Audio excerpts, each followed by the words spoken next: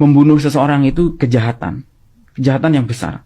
Tapi ketika dibungkus dengan jihad, menjadi suatu hal yang dipandang mulia. Memukul orang itu perbuatan jahat.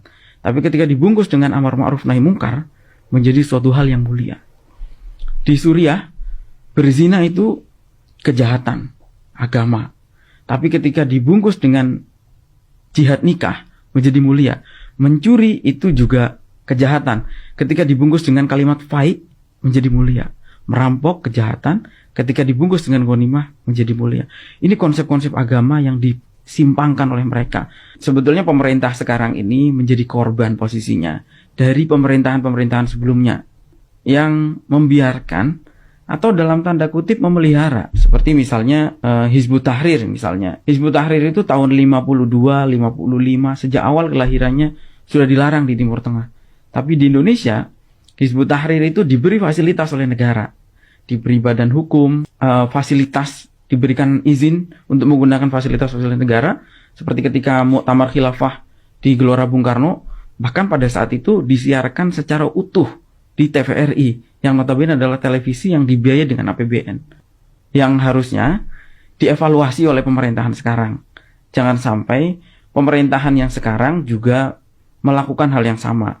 Di Mesir itu zamannya Presiden Gamal Abdel Nasser, kelompok radikal di sana itu sudah hampir habis.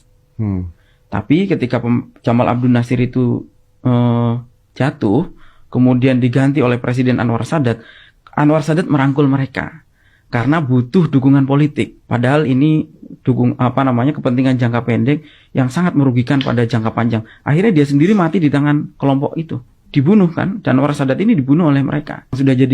Yang sudah siap, yang ada di dalam kelompok Jamaah Islamiyah, anggotanya lebih dari 6.000. Tapi di lapisan bawahnya banyak sekali. Digabung dengan JAD itu bisa 17 ribuan.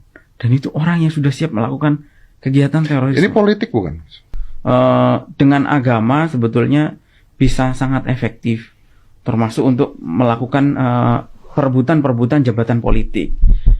Suatu kejahatan apapun ketika dibungkus dengan agama akan terlihat mulia.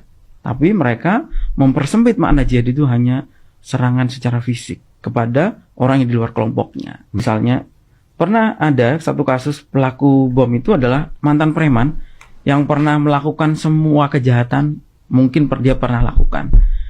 Kalau datang kepada guru yang tepat, mungkin akan dinasehati untuk introspeksi, untuk evaluasi diri, dan seterusnya. Tetapi ketika datang ke guru teroris ini, dia justru dibilang bahwa dosamu ini sudah terlalu besar, dan gak akan ada yang bisa menghapus kecuali amaliyah jihad fisabilillah. Kebayang. Jadi ini saya dapat cerita dari Ali Imran, pelaku bom Bali. Sosiolog Muslim itu pernah mengatakan bahwa kalau kamu mau mengelabui orang bodoh, maka bungkuslah sesuatu itu dengan agama. Itu diucapkan ribuan tahun yang lalu. Tapi sayangnya sejak saya pulang, terutama tahun 2016, itu saya melihat bahwa peristiwa-peristiwa yang pernah terjadi di Suriah ini di copy paste di Indonesia. Polanya sama, aktornya sama. Kenapa? Karena aktor radikal terorisme ini kan transnasional yang tidak mengenal batas negara. Contoh misalnya, di Suriah itu salah satu yang perang kan ISIS.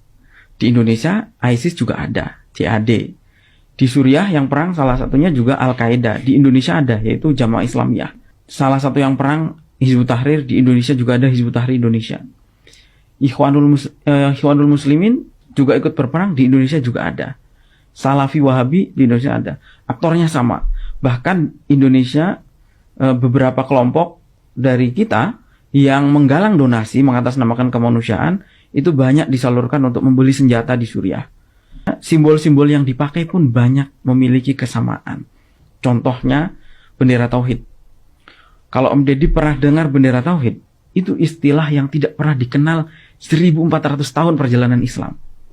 Kenapa? Karena di Al-Quran tidak ada, di hadis tidak ada, di kitabnya para ulama pun tidak ada. Tapi munculnya perang Suriah memunculkan istilah liwa'ut tauhid, bendera tauhid. Tapi nama apa ini? Ini nama kelompok teroris yang berperang di Suriah. Namanya kelompok liwa'ut tauhid. Di Indonesia itu dipropagandakan oleh orang-orang Hizbut Tahrir.